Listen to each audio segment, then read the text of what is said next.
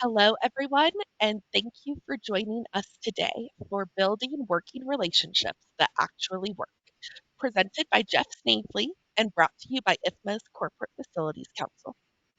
Please be aware that this webinar is being recorded and you are muted to prevent background noise during the presentation. If you have any questions during the webinar, please type them in the questions box, and if time permits, Jeff will answer questions at the end of the presentation. I want to let you know that Jeff is going to make this webinar as interactive as possible. So please go ahead and locate the questions box on your screen. That is where you can type in any thoughts, ideas, or questions when Jeff asks you to. Also, please locate the hand raise button on your screen. It should be on the bottom left-hand side. And even give it a try right now, raising that hand and unraising it. Jeff will be asking during the webinar if anyone would be interested in raising their hands and sharing their thoughts aloud. At that time, if you are wanting to share your ideas aloud with the group, go ahead and press that raised hand button so that we know who to call on, and I will send you an unmute request. I now turn you over to Dexter Barrow, the Programs Committee Chair for the Corporate Facilities Council. Thank you for that wonderful introduction, Kylie, and good afternoon, everyone.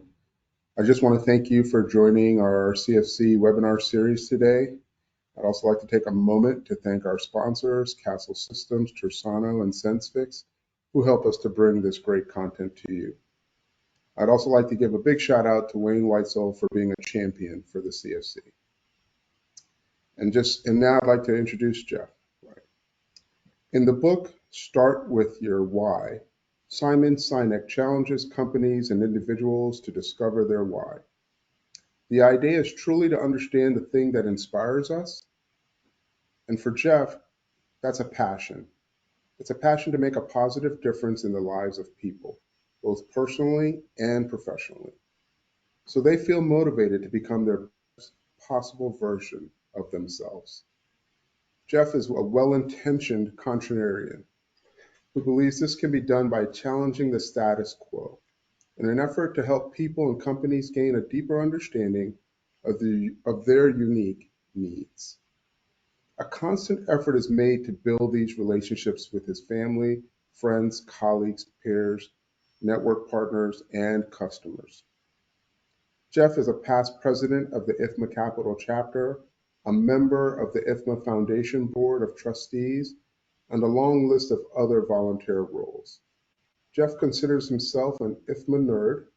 He's a VP and general manager and part owner of Millicare, floor and textile care by EBC Carpet Services, a company that has been in business for over 35 years. He's earned a master's degree in organizational development and is also a lead AP. His favorite areas of focus are strategic planning, relationship building, improving trust, and consultative sales.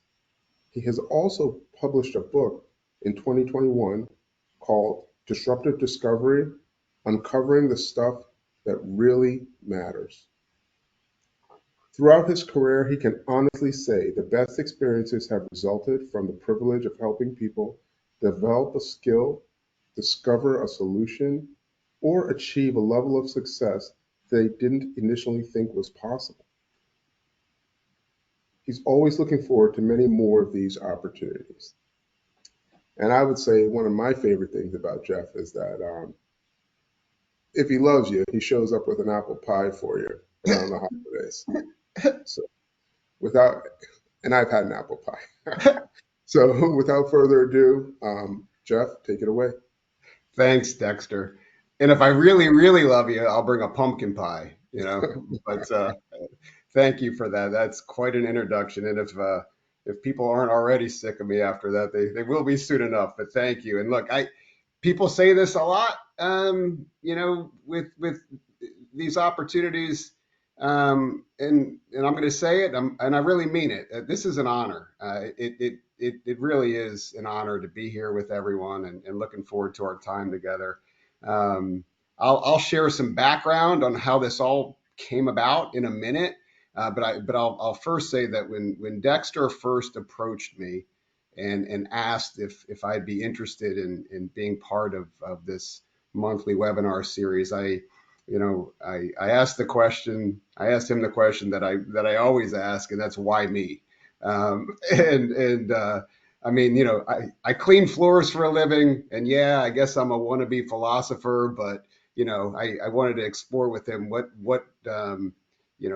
he had in mind, and we ultimately worked through it, and we're here today, and I just want to say that I'm grateful, I'm honored, I'm fired up, and let's do this. So with that, um, I can hear the voices in your head, right? Or maybe they're the voices in my head. I don't know, but I think those voices might be asking this question: why this topic in the first place? And might also be asking, all right, what could I possibly share with you that you don't already know? And if anyone's thinking those questions, those are fair questions.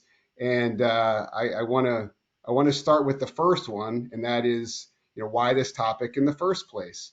Because I think context is important to help set the stage. So a couple things I'll share with you.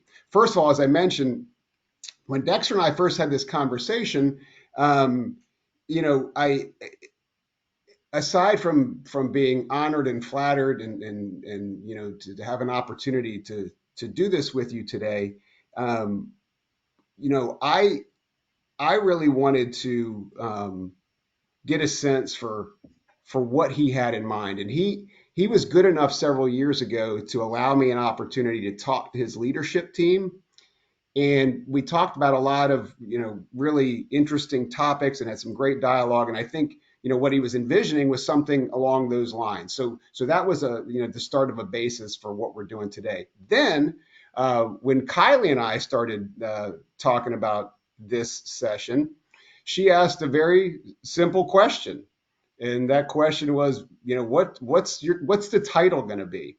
And then from there, I did what any pain in the what person would do, and I answered her question with a question, and that was, what are the needs of the CFC, right? Because my goal was to make sure that we created an experience that specifically addressed those things in which people wanted to address. It was the idea was, let's add value where value is needed.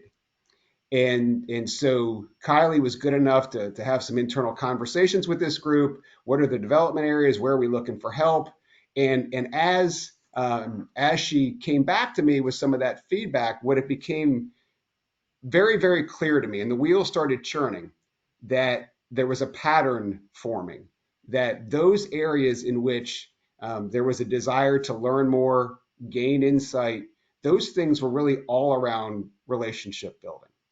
And so it just made sense for us to rally around those things together, talk about relationship building in the context of what is most important to facilities managers, and that's the workplace. So that's really kind of how this came about. And to the question of what could I tell you that you don't already know, I can't make any promises there. But what we're going to do together is I'm going to share some perspectives with you, things that I've learned and gained over my own experiences, some models and concepts that come from other resources, and we're going to put all that together. And my goal is really just to expose everyone to some of these ideas with the intent of making a positive impact, things that would make a difference, things that would move the needle. All right, and if we come out of this and you take away just one thing, one nugget, I would consider that to be a huge, huge success. So with that in mind, the way we're going to explore together this idea of starting and building the proverbial win-win relationships, we're going to do it by really taking not a deep dive, but let's call it a middle type of dive, a mid-range dive, if you will, into three main focus areas. We're going to talk about trust and trustworthiness. We're going to talk about empathy, and we're going to talk about behavioral intelligence. All right. And so, and I would even call each of these things skills that can be developed. And that's what we're going to work on here today. All right. So we need to talk. We need to have a conversation, because I'm going to put two questions up here in a minute that I believe are the two most important questions that can be asked at the end of any webinar, conference, um, seminar, any type of podcast. You read a book, whatever it might be. At the end of those things, sometimes you're given a survey, and those surveys ask about, well, how was the venue, how was the food, how was the speaker, all those things, and all that's great. But to me, at the end of any type of experience like this, there's only two questions that matter.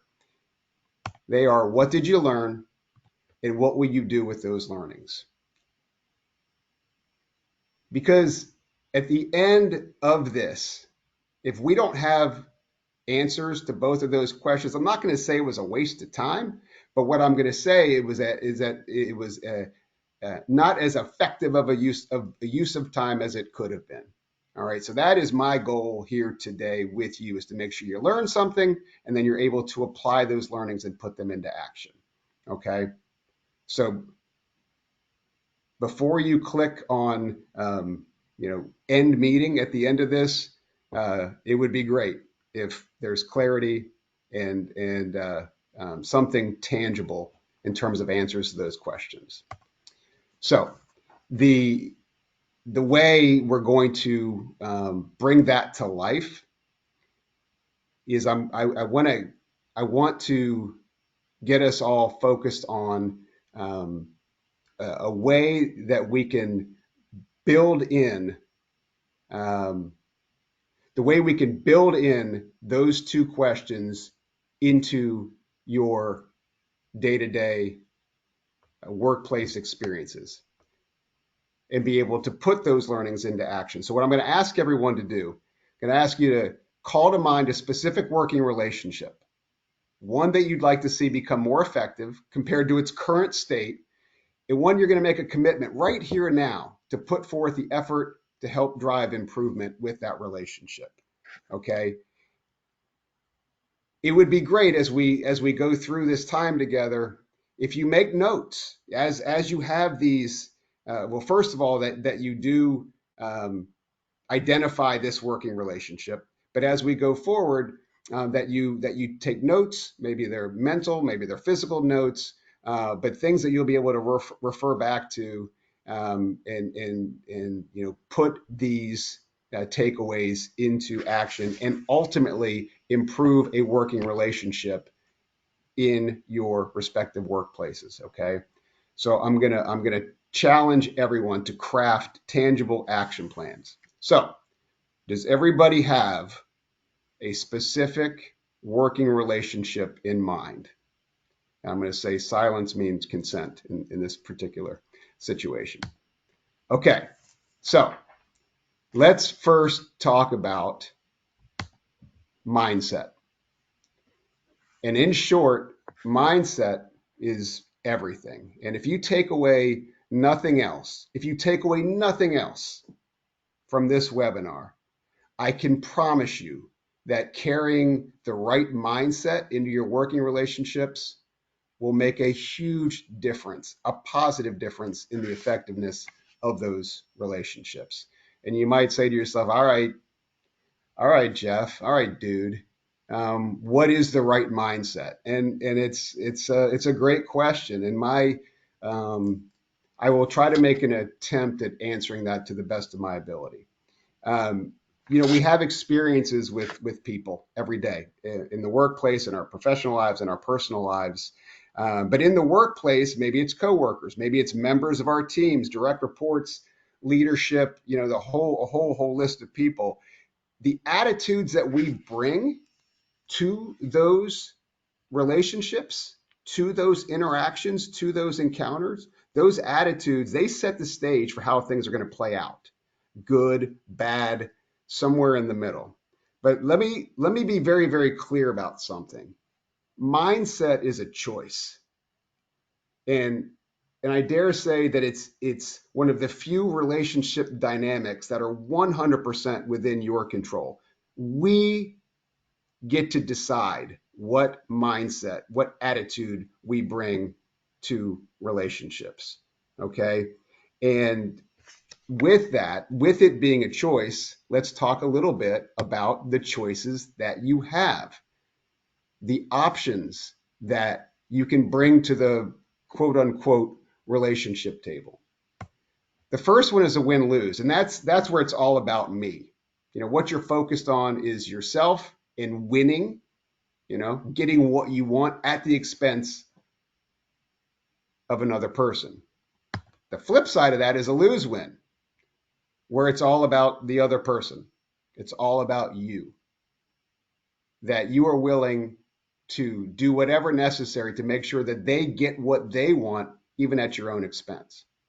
Okay, so with that, Kylie, we are going to have our first engagement interaction Yes, opportunity here together. All right, and what we'd like to do is encourage everyone to think about a win lose or a lose win situation, something that you've dealt with. And if you'd be willing to share that, whether it be in the chat, whether Kylie takes you off mute and you want to share that with the group, but we would love to hear about any scenario you've had that resembles either of those situations. And I want to talk about these before we have the big reveal about what that third option might be. absolutely. So as you're thinking about that, if you want to type it in the chat, if you've ever had a win lose or a lose win relationship, don't be worried. I'm sure your boss is not here on this call today. Or if you want to raise your hand with the hand raise feature, if you're willing to speak aloud, and I'll send you an unmute request and you can tell the group about one of those relationships you've had.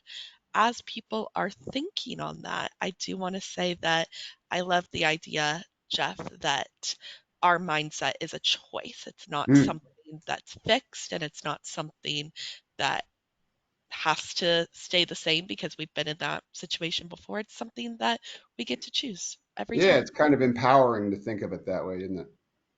Sure is.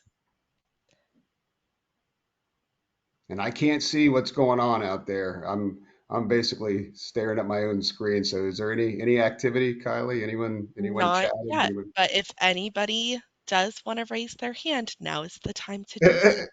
Yeah, We'll wait a few more moments. yeah. And if not, that's a. Oh, did someone? Mr. Jason Jones, I am Oh, sending you an unmute request. When you nice. get that, go ahead and unmute Jason and tell us about a win lose or a lose win relationship.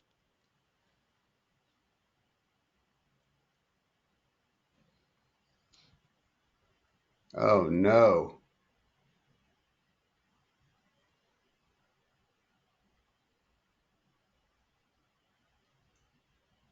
Kylie, I can't hear anything. Me neither. All right, should we scrap this idea and just keep going? We can Or keep going. Jason, if you see the unmute request on your screen, just accept it and then you should be able to talk. But if not, yeah, then that's and we also Jason, Oh, and we also got some people in the chat. So Michelle said that making all the work on a project to come out with the result I wanted the way I wanted, but jeopardized the team working on learning opportunities for others. that is a win lose. It is all about Mm. me. Great. And then Sarah said that relationships with her project manager feel like a win lose because she wants the project to go well. Right. Understood. Okay. Well, thank you everyone for sharing. And then Jason it was Jason, right? So if It Jason, was great. anything he wants to put in chat so everyone could sort of benefit from his experiences, that'd be great. So it's time for the big reveal about the third option. We talked about win lose, we talked about lose win. So what could the third option possibly be? Right? It's a win win. Okay. And that's all about, that's when we say it's all about us, right? And this is a rhetorical question, I guess, but I'm going to ask it anyway.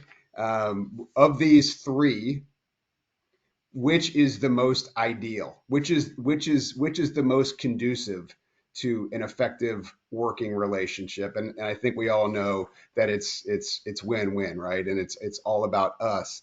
And and other than calling it a win-win, because I know it's very much a cliche term out there, what else could we call that mindset? And there's a lot of terms out there. People talk about shared interest, and there's others. But for me, the term that resonates the most with me, I think tells the best story, is mutual concern. All right. And so that's the one that I tend to lean into the most. And really, what with mutual concern, it's an effective, sustainable relationship that allows um, uh, it allows everyone involved to be focused around a no lose scenario. Because remember, win lose, lose win, both of those have the word lose in them. But relationships are not sustainable long term if somebody's losing. They're just not. Short term, maybe, but over a period of time and a lot of experiences together, effective, healthy relationships need to be centered around the idea of what's good for you is good for me and vice versa. So, in other words, we are in this together. All right. So that's you know that's the idea around mindset. And I mentioned to you earlier that I am a big fan of those two questions that matter. All right. And at the end, I want to make sure that they have been answered in a tangible way. But I also feel like every time we talk about a concept, I want to sort of do these little mini check-ins. And so I'm going to ask both of these questions right now. With what we just discussed around mindset, what did you learn, and how can you apply those learnings? All right. So I'm going to give you just a moment to reflect on that for a second. Make a note, a mental one or a physical one. What did you take away, and what is a way that you can apply that takeaway? And I'm going to just take a couple seconds of awkward silence.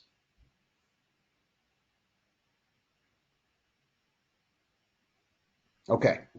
And by the way, this is not the last time you're going to see these questions. You're going to see them over and over and over again because I believe they are critically important. All right, let's now talk about trust and trustworthiness. And trust, we know means different things to different people, right? So how do you define trust? And this is another opportunity for us to chat and discuss a little bit. So Kylie, I don't know. It would be great if we could allow everyone to share their thoughts. What words come to mind when they think of trust?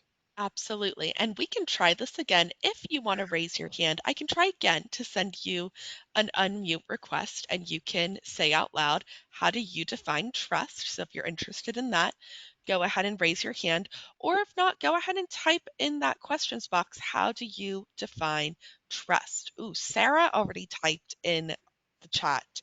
Belief and honor is how she defines trust. Nice, Thank you, Sarah. interesting. Anyone else?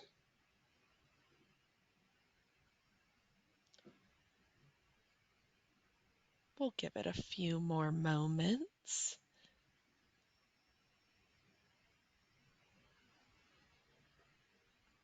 And as everyone's thinking, and Kylie, I'll keep talking. But as more comes in, feel free to just throw it out there. Interrupt me. I won't be offended. But I am curious to hear what everyone has to say. What I will, and we're going to put some more definition and parameters around these two words, trust and trustworthiness, in just a second. But here's, again, I'll say it means different things to different people. it's situational, it is contextual. And let me give you an example of what I'm talking about. If I think about my best friend, right, that is someone who I have a tremendous amount of trust for, and trust him in so many situations. I dare say even would trust this person with my life. However, if I needed brain surgery, right, and the argument could be made that I do need brain surgery.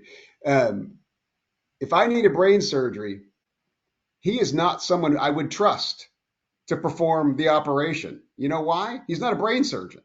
He doesn't know the first thing about how to repair somebody's brain. So I can trust him in so many other ways. However, in other contexts and situations, I can't. So trust is not this all encompassing indictment about how you feel about somebody, because it is possible for two things to be true. I can trust you here, but I can't trust you here. And that's where, Now, and Damon put his definition of trust in the chat. It's very similar to what mine would be. Knowing what was agreed upon will be done without question.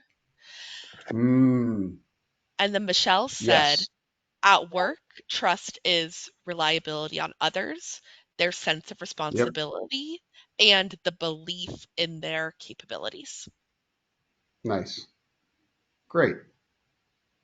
Well, thank you everyone for sharing. And now we're gonna keep going and talk more and more about this concept of trust. And you kind of go, well, where do we begin? And first, it's a great starting point is to talk a little bit about how trust works. And I'll say that trust is a personal bilateral relationship. And I'm not using the term bilateral because I'm trying to impress you. Because you might say, what exactly do I mean by bilateral? And what I mean is that it involves two parties. Okay, and and even with that, there's two dynamics involved with trust. First is trusting, right? And that's when one person, the trustor, takes the risk of trusting the other. All right. Then the other person demonstrates they're worthy of trust through their own trustworthiness. All right. Now, it's only when both of these things occur that trust exists in a relationship. Someone has to trust, and the other person has to demonstrate their trustworthiness. All right.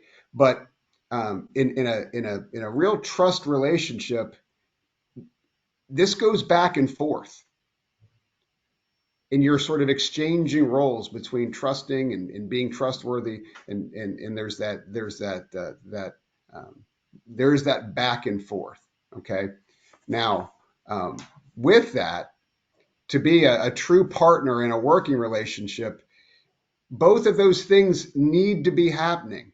Okay, and we talked about choice with mindset earlier. That's also true when we're talking about trust, because we can't make somebody take the risk of trusting us. We can't. But what we do control is our own trustworthiness, right? And that's what we're going to talk about here in just a second. This is the thing, this is the part of trust that we can influence, that we can impact, right? Our own trustworthiness. So that's where we need to focus. So, who likes math? Does anyone like math? Specifically algebra. Um, you know, because this is the trustworthiness equation. So we're going to take something that is very touchy feely and abstract with trust, and we're going to try to quantify it.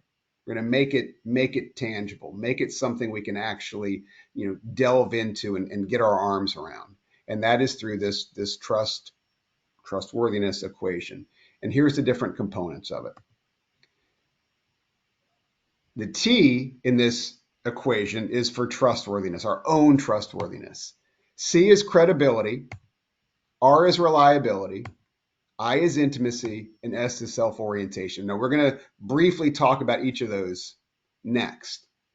Before that, though, what you'll notice is that, and so because we love math and we know how algebra works, that is that you have the C, the R, and the I are in the numerator and the S is in the denominator. So obviously, the higher your credibility, reliability, and intimacy, the higher your trustworthiness, right? Because that's the numerator.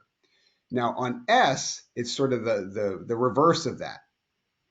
A high self-orientation would drive your trustworthiness lower, right? Because the more focused you are on yourself, the less trustworthy you are. So you really want your self orientation to be low, okay? And that's what we would call an other orientation. So that's sort of how that works. Now, I mentioned the colors. C and R are blue, I and S are red. And there's a reason for that, okay? The blue, credibility and reliability, those are the trust components that are logical, rational. Intimacy and self-orientation, as you'll see next, are more emotional, more psychological. All right. So let's start talking about those a little bit more. This is a snapshot of the 4 trustworthiness components. And I'm going to just briefly go through each one of them. Credibility is about our words. It's what we say. And it consists of things like our credentials, our truthfulness, it's what we know. It's our capabilities in certain competency areas. All right. Truthfulness can take on a couple forms. Obviously, we know what telling the truth is versus the opposite of that. But there's another important part of this that's one of the most, and this is a bit of a paradox. One of the best ways to improve your trustworthiness in a relationship, if someone asks you a question, you don't know the answer, you say, "I don't know." So, and that is and it's a paradox. It's kind of counterintuitive that you would think that would take away from your credibility, but it can actually add to it. Reliability, and I think in the chat a minute ago, someone spoke to this about sort of delivering on your promises, doing what you say you're going to do, because reliability is around our actions. It's being dependable, it's being predictable, it's being consistent, no surprises. Okay. Intimacy is around safety. And that is done through exercising discretion. And discretion doesn't necessarily mean telling secrets. It's just about knowing what to say, what not to say, when to say it, how to say it, that type of thing. Empathy, which we'll talk about more in a minute, risk taking, but it's when somebody feels intimacy with you in a relationship, even a working relationship, what they're feeling is, hey, you get me, you understand me. And then self-orientation is around focus. Are you focused on yourself, high self-orientation, or are you focused on the other person, which would be a low self-orientation? And that can be demonstrated through your motives. Is it about me? Is it about you? Attention, and the worst thing these days, if you want to damage your self-orientation or make someone think that you are not in it for them, these phones, right? Being in a meeting, being in a conversation, being on your phone, it says that your focus is not on the other person. It is on something other than the other person. Okay. And remember the trust equation, numerator, denominator, self-orientation was in the denominator, which means that it can have the biggest influence, or it can drive the score or the number of your trustworthiness the most, because it is in that denominator. Okay, so a little reflection time based on what we just talked about. And remember the working relationship you've identified that we're trying to improve. How would that person rate you with each of those components? So give that some thought, whether it be now or later. That is a very, very powerful exercise, all right, to try to get a sense of how that person would rate you in terms of credibility, reliability, intimacy, and self-orientation. And as you go through that, it'll become very clear on the areas in which you could probably drive improvement and thereby positively impact your trustworthiness the most. So you know what questions are coming next. And they're starting to look familiar, right? What did you learn? And what will you do with those learnings? So a little more awkward silence. I'm going to let you think about this with what we just talked about with trust and trustworthiness. What was a key takeaway, and what is a way you can apply it to your working relationship?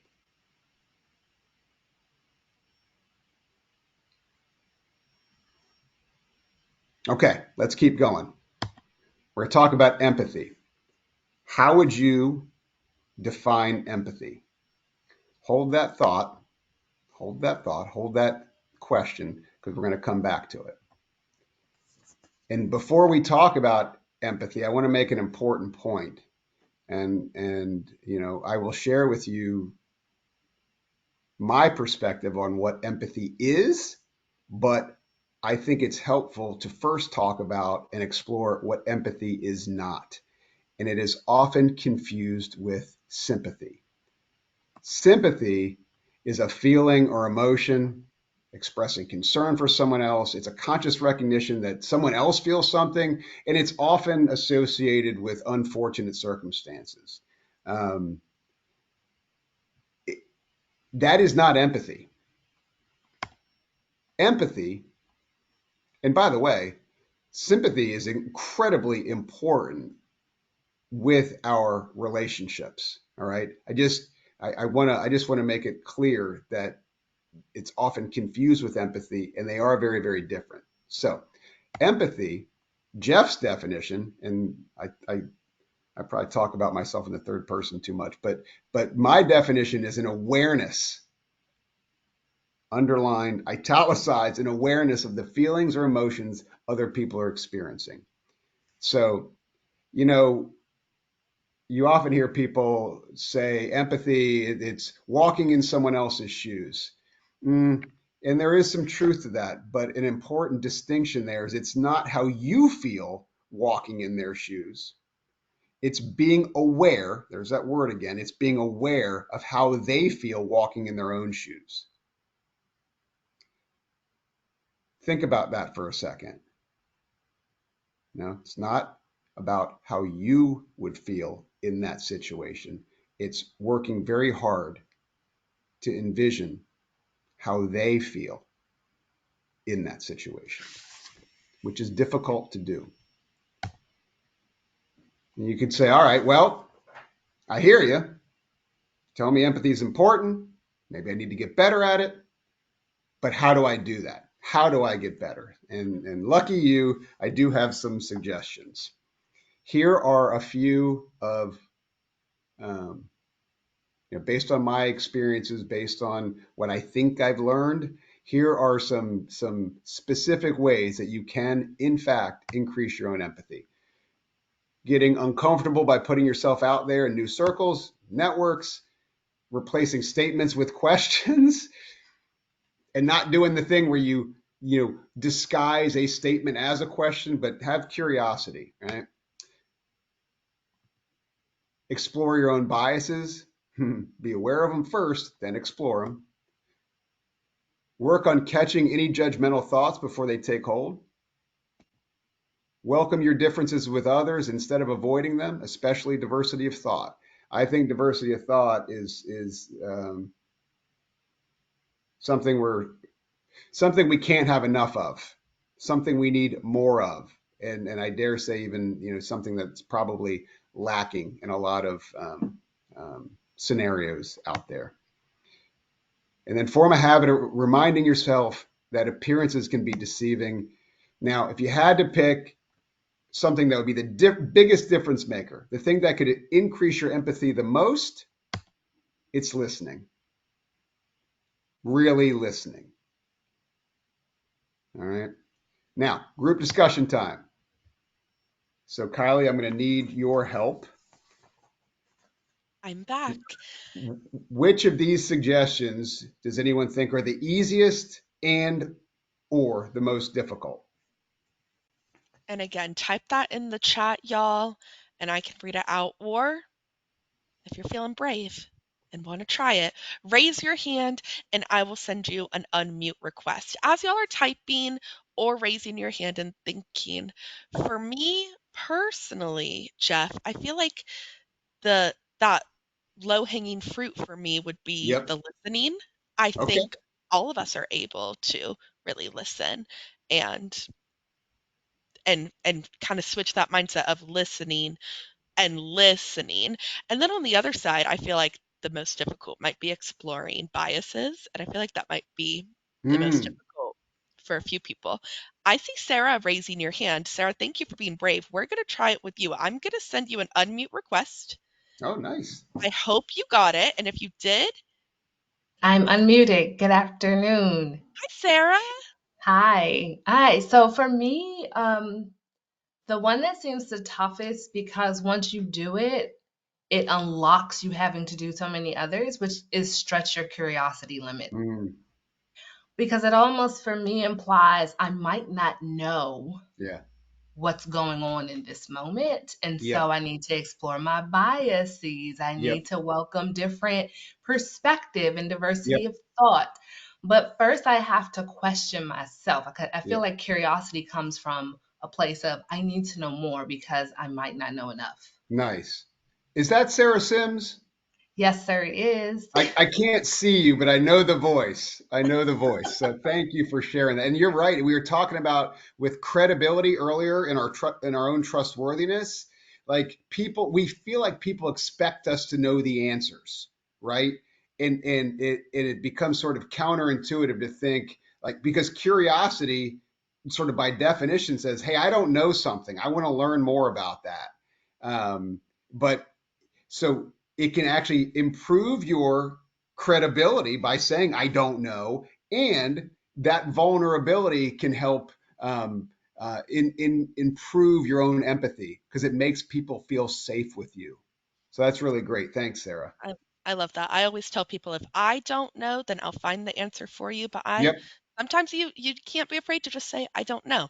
In the Yep. chat, Jeff, Yep. Damon put listening, which I'm glad he put Yep. that because that's the most important. And then a different Sarah put that she thinks that stretching her curiosity seems the easiest for her. Yep. Okay. So I'll get a little philosophical here on the listening thing. I think we can all be better listeners, even when we think we are good listeners. So my philosophical thing is that there's a difference between hearing and listening.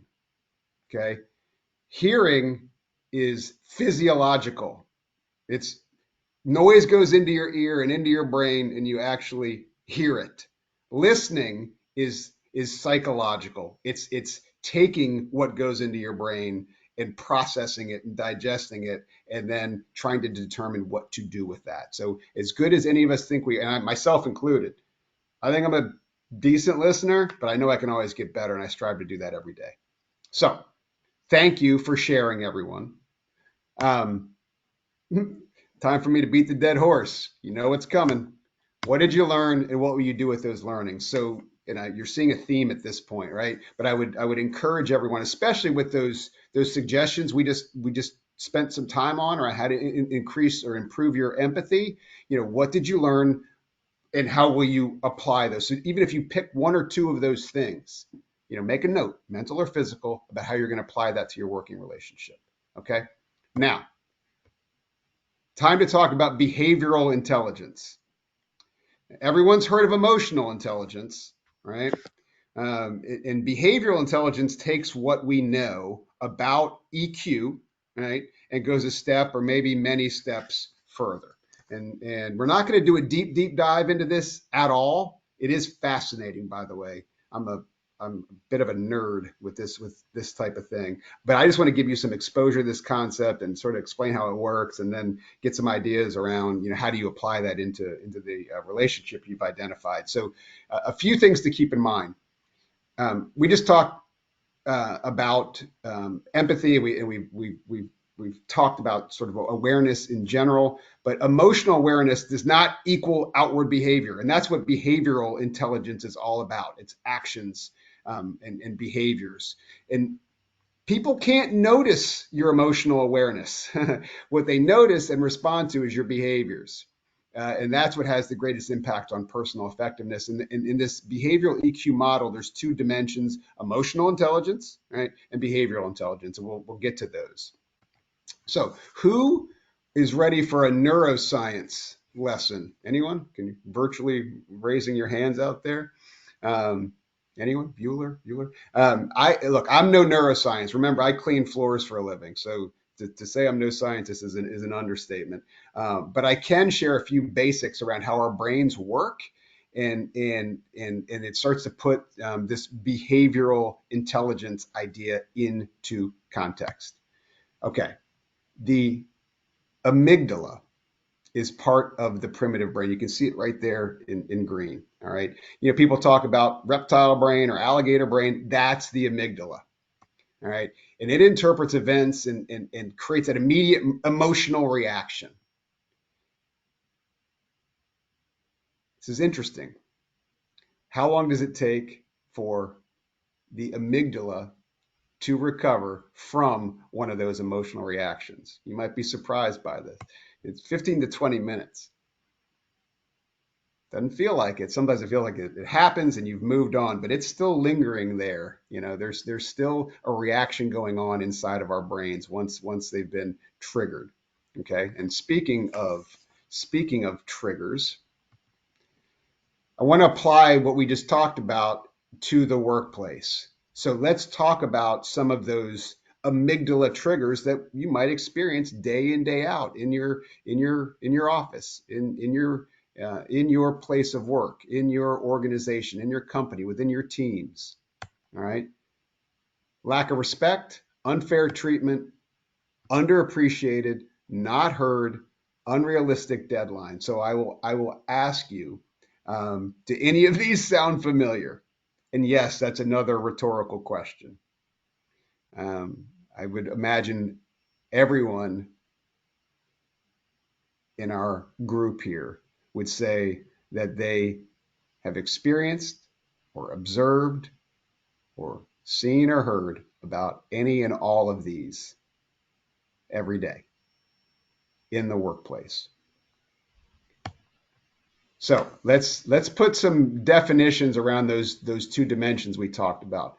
First, with emotional intelligence, it's the ability to perceive and understand one's own emotions and the emotions of others. There's a self piece to this, and there's an other piece to this. And then having insight into yourself around those emotions, and the awareness and empathy, which we've already discussed, for others. All right, so that's emotional intelligence. Behavioral intelligence, you'll see here, I've highlighted some important words in green. But behavioral intelligence is the ability to recognize the impact that emotions have on their own behavior and others. And then also, it's putting that awareness into action by managing your own behavior and relationships. Okay? So here's the EQ model, the behavioral EQ model. And this is just a basic overview, but it's essentially it's a way of connecting the dots, right? And what do I mean by that? Well, emotional intelligence, we talked about, it's this ability to perceive and understand emotions and insight into yourself and others. And then behavioral intelligence is recognizing the impact and using that awareness, putting it into action. So this model really is just connecting the dots between an awareness and actions. Okay? Emotional intelligence, awareness; behavioral intelligence is actions, and then inward to outward. So being able to do those things for yourself, and then being able to do those things for others in your relationships.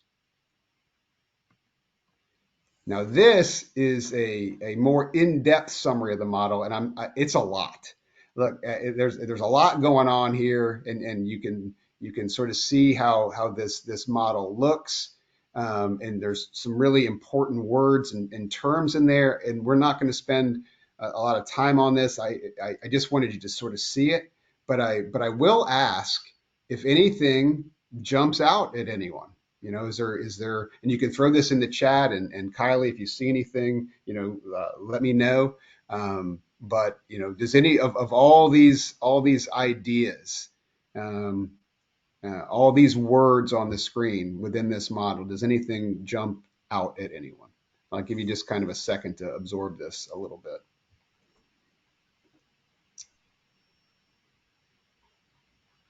Behavioral intelligence is really cool, by the way. And if you ever want to talk more about it, I'd be happy to do it. It's like emotional intelligence on steroids. Okay, so here we go. What did you learn?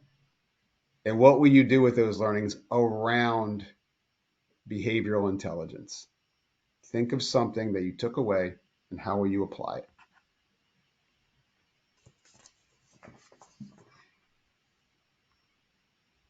Okay, one last time. And now we've kind of had those mini checks for everything we've talked about. Now I want to pull back, that can't see the forest for the trees kind of thing. Let's pull back and let's look at that forest. And I want us to, because we, from an overall content standpoint, that's pretty much everything. Unless there's questions, that's pretty much everything I'm going to share with you. But one last time, what did you learn, and what will you do with those learnings? And I'm really talking based on everything we've talked about, everything that has been shared, everything we've been trying to sort of collaborate on here virtually and experience together. What is that main one or two things that you're walking away with, that new knowledge that you've gained, and how are you going to apply it into your the working relationship that you want to focus on improving?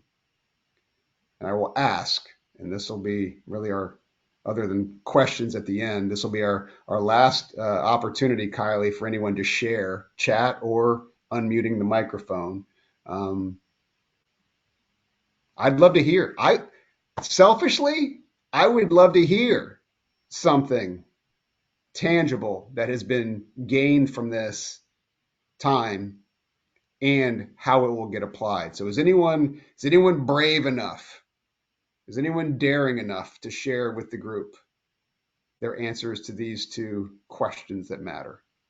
So we do have something in the chat. Sarah Nice. said that she learned not reacting when someone behaves in a way that feels threatening or insulting.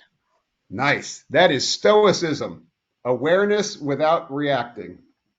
Love it. I like that too. While others are typing or possibly thinking about raising their hands, I have to say, Jeff, I feel like the emotional intelligence and behavioral intelligence. I find that fascinating as well. And I think that's something I'm going to take along with me too. And that Cool. Venn diagram where it said Yep. being flexible and also being aware, I think that's something that I'm going to work on too. Not having a standard reaction or response to Yep. everything, but being flexible with that based on Yep. what's going on and who I'm talking to. Cool. Um, Other Sarah said that she appreciated learning the trust equation and how focusing on self reduces intimacy, credibility, and reliability. Cool. And with that trust equation, for anyone who's interested, um, how do I? If you are interested in a self assessment around your own trustworthiness, I can help with that. Whether it be for you or your organization, your team, there. If you want to learn more, if you'd like to, you know, look at the possibility of really gaining a real understanding around what that trust equation means, let me know. There's resources out there that I can help you with. Thank you, Jeff. And everybody, Jeff's contact information will be at Yep. the end of this presentation. So Yep. if you're interested, reach out. And Jason from earlier, he sent us in a message. He said that he couldn't come off mute because of his new laptop, but he asked if this is being, and I understand, Jason, technology gets the best of us sometimes. He asked if this is being recorded or shared or the slides shared. Jason, yes. So all of you will get this recording in your email tomorrow, as well as if you know anybody that you think would be interested in this, feel free to share that recording with them, and you'll be able to see all of Jeff's slides and Yeah.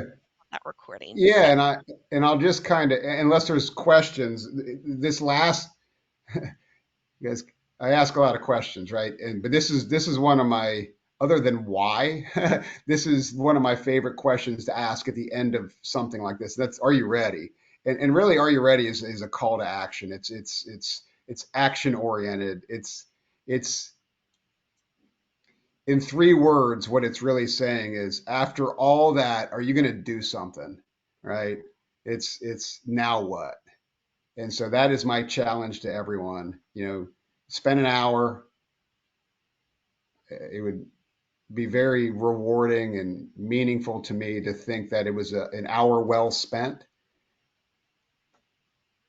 But ultimately, what are you going to do with it?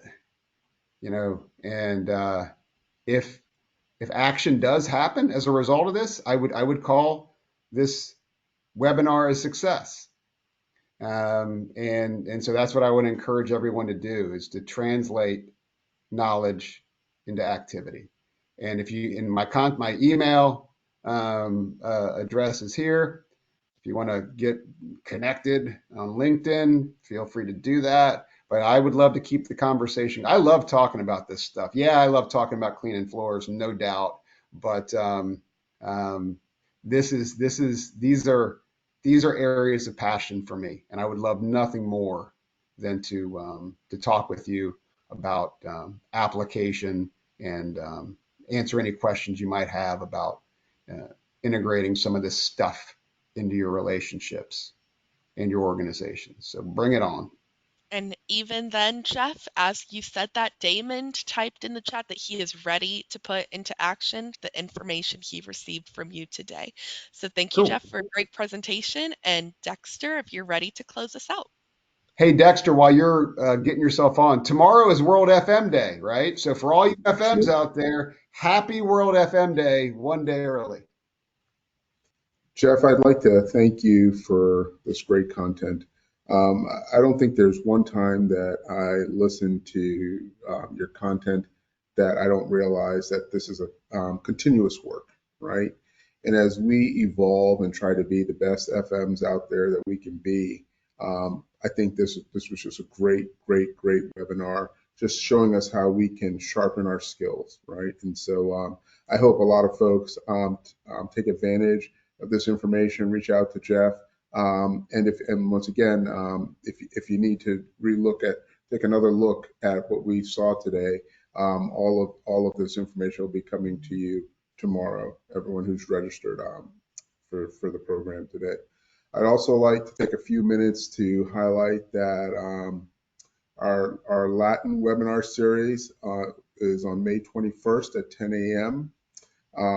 Raphael Berman is going to be the presenter, and he's going to be talking about the improvement of management abilities. So if you have the opportunity to listen in, I hope you do. Really a lot of great content there as well. Once again, Jeff, thank you so much, and thank you for everyone who joined us today. And we look forward to seeing you at our next Wednesday webinar series. So take care and have a wonderful afternoon.